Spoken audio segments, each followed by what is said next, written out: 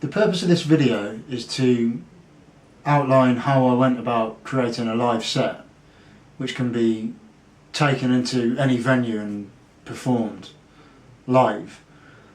And before I start, I just wanted to give a bit of background why I chose this Akai APC 40 Mark II as my performance tool of choice. Basically it's between this and the Push, but the reason I chose this in the end was because of the faders and because it actually looks like Ableton. You can see you've got all the separate clips which come up on here which you can launch separately. So what I'm going to do is I'm just going to connect it up and tell you how I went about creating the set.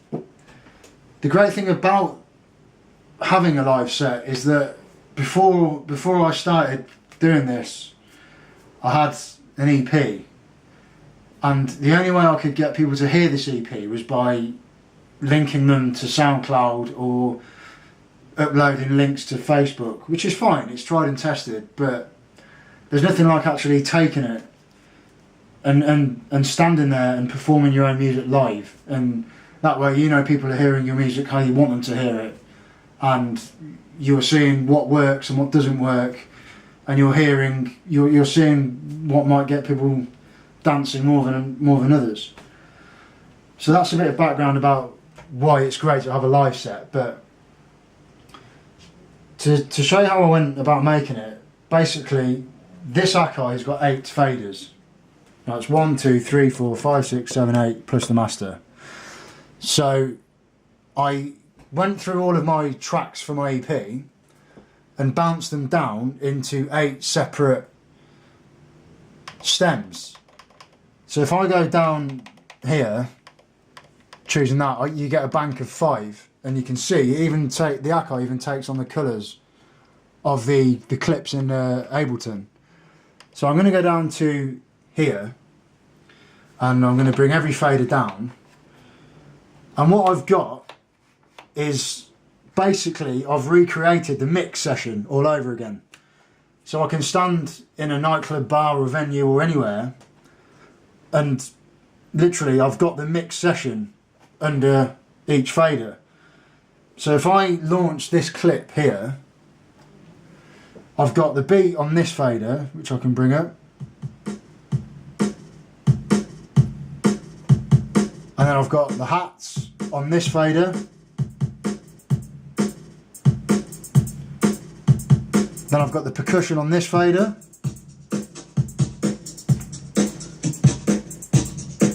Then I've got the bass on this fader. I've got the hook on this fader. I've got the vocal hit on this fader.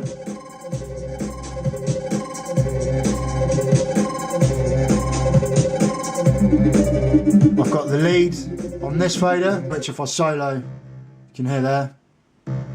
And then finally I've got the stabs, which if I solo, is that. So now I can solo. If I just juice up the volume a bit, I can solo the beat, I can solo the hook, bring that louder, take the beat out, bring the beat back, take them all out, bring them back, and just in there's an element of performance just in that, but there's so much more you can do with that. And for instance here you can see I've got 3 sends. So if I just use the beat for now, so if I'm going to solo the beat by coming here and just pressing solo, if I launch the clip, all you can hear is the beat. So on send 1 here, you can see it says reverb. So I go to sends on the Akai, I press send, and then I press number 1. So that tells me this pot up here will now, on here, send the beat to send A. which you can hear the reverb, and you can see the signal coming through on send A. So you can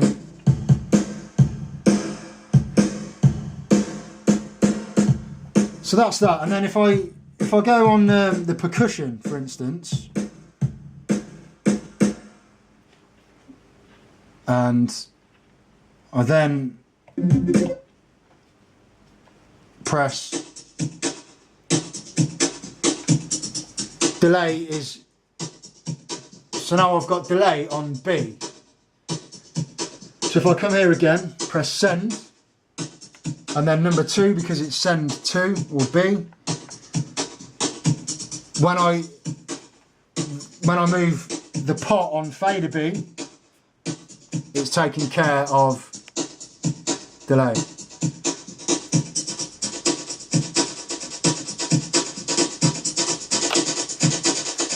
So now I've got delay on B, and that is affecting my percussion. So to bring the beat back and to put reverb on the beat, that's beat with reverb, and then delay is on the percussion.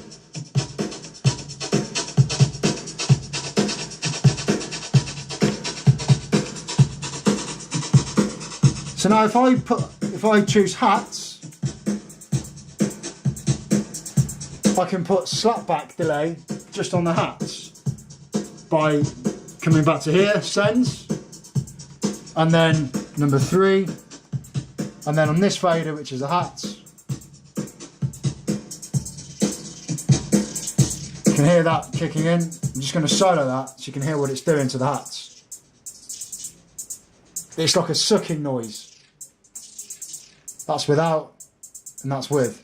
So now my beat, my hats and my percussion have got a different send affecting each. So we can hear that here. And that can all be done on the fly. So if I bring them all back in, I can go to send 2 and affect just one thing at a time.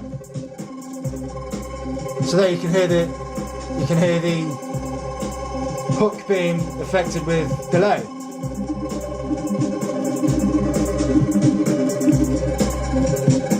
And that's just a one way of performing on the fly and having the mix session under one unit. Also, if you see here, I've got reverb selected, and the reverb unit is here. The reverb's control come under this device control section of the unit. So you can see there that that's taking care of the shape. You can see that. So it's taking care of the shape of the EQ of the reverb, and that there is determining what in hertz, which part of the frequency spectrum is affected with the reverb, and then here is the delay time. So if I go to the beat, which is affected by reverb, and press play,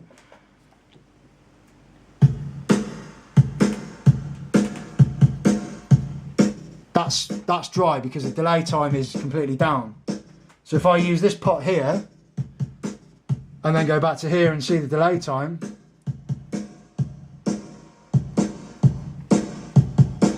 and then you've got another bank of controllers. So now I can control the density.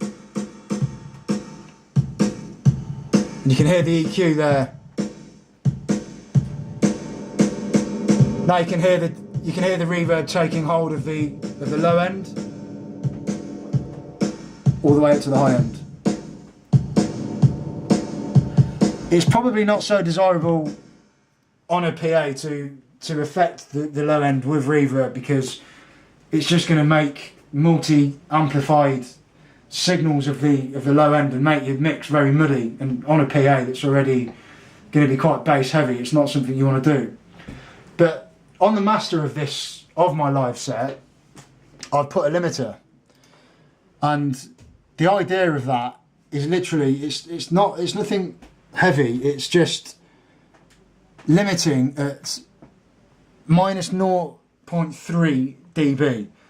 And all that does is give me a safety mechanism. So if I'm in a nightclub and I'm playing with delays or anything like that, and it tips over, the delay tips over, causing feedback or anything like that, I know that I don't have to worry that, for one, I'm not going to deafen anybody in the crowd, and for two, I'm not going to end up sort of breaking the PA by completely overloading it. So that's what the limiter is for. It's literally just a safety mechanism so I can relax while I'm playing. Another thing I've done in this set is, because my EP explores different genres, that means there's all the tracks are at different tempos. So to get around that, if you see this track here is at 130, and you can see it up there. So if I launch the scene, this is playing out at 130, which is there. And then if I come down to my teardrop remix,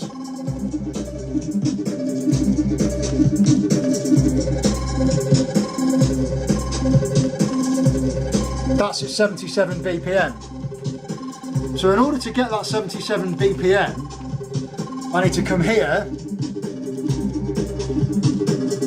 and you right click and you rename and you just type it in. So if I go down to teardrop TD second breakdown and go to rename and type in 77 BPM, when I launch this clip, it's going to go to 77 BPM. So I'm going to press scene launch here. That's going to launch this scene. And then if you come up here, when I press play, you'll see it change to 77, which will be now. And that takes my global tempo to 77. So when the actual drop comes in, I know it's going to be at 77 and in time. So if I wanted to put delay or anything like that on this part of the track, I can trigger the delay by using this. Another good trick here is the tempo button, meaning I can take the tempo right down, which you can see up here. It's gone back down to 20, and now as the loop comes back round, I can work it back up to 77.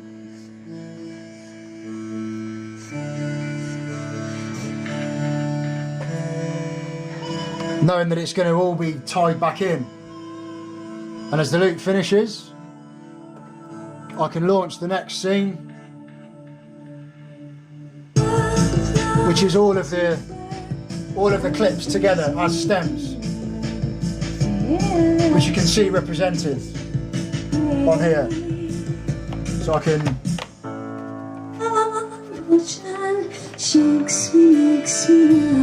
So I've got the mix again. It's as if I've got the mix session all over again.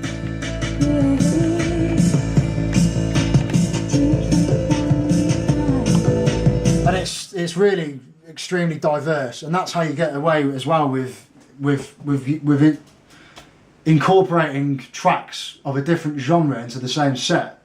Because if I was to use decks, let's say up here, even with a master tempo, you're going to struggle to go from 123 BPM down to 77. It's going to sound really off. So to sum up, what this live set has done has allowed me to explore with different genres and different tempos cohesively and seamlessly on the fly, as well as allowing me to take my music to bigger audiences, not just relying on the internet. And I can do all sorts of stuff, like I can change the whole dynamic of a track, by using the different faders. And this Akai, it's like having a tangible version of Ableton. It's literally Ableton in a hard copy form. You've got your clips, you've got your faders, you've got everything you need. And the reason I've done it on the computer is just on the big screen is just for the purpose of the video. Obviously, usually I'd put it on the MacBook and take it out like that. So yeah, I mean, that's what's great about it. Ableton's allowed me to explore with different tempos, mix them in seamlessly, cohesively, and basically just give my music a face by being able to take it out to audiences and control how people hear it. So I hope the video is insightful.